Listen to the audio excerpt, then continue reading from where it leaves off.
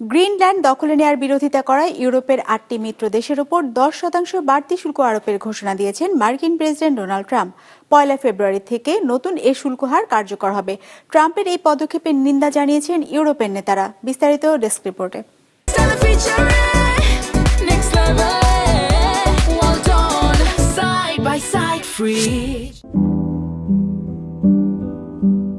ডেনমার্কের মালিকানাধীন আর্কটিক দ্বীপ গ্রিনল্যান্ড তুলনামূলকভাবে কম মানুষ বসবাস করলেও প্রাকৃতিক সম্পদের দিক থেকে বেশ সমৃদ্ধ গ্রিনল্যান্ড, যা কেনার প্রচেষ্টা চালিয়েই যাচ্ছেন মার্কিন প্রেসিডেন্ট ডোনাল্ড ট্রাম্প।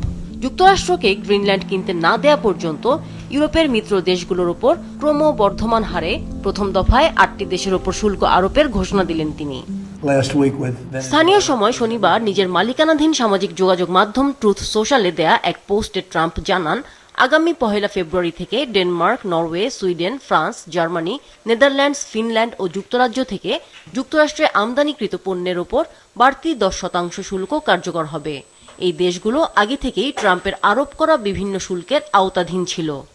ট্রাম্প আরও লেখেন, গ্রিনল্যান্ড বিক্রির বিষয়ে কোনো সমঝোতা না হলে এই শুল্ক হার আগামী ১ জুন থেকে ২৫% উন্নীত করা হবে।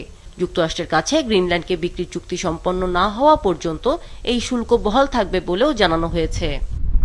ডেনমার্কের স্বায়ত্তশাসিত ওই এলাকাটি যুক্তরাষ্ট্রের নিরাপত্তার জন্য অনেক গুরুত্বপূর্ণ বলে দাবি ট্রাম্পের। ভূখণ্ডটি জোর করে দখলের সম্ভাবনাও উড়িয়ে দেননি তিনি। তবে প্রস্তাবিত মার্কিন অধিগ্রহণের প্রতিবাদে শনিবার রাস্তায় নেমে আসেন গ্রিনল্যান্ড ও ডেনমার্কের হাজার হাজার মানুষ।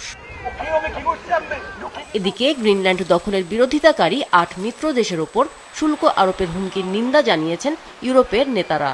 ট্রাম্পের এই পদক্ষেপকে সম্পূর্ণ ভুল বলে মন্তব্য করেছেন যুক্তরাজ্যের প্রধানমন্ত্রী কিয়ার স্টারমার। এছাড়াও এই পদক্ষেপকে অগ্রহণযোগ্য বলে মন্তব্য করেছেন ফ্রান্সের president Emmanuel Macron. Amina Lucy, business report, Maasranga television.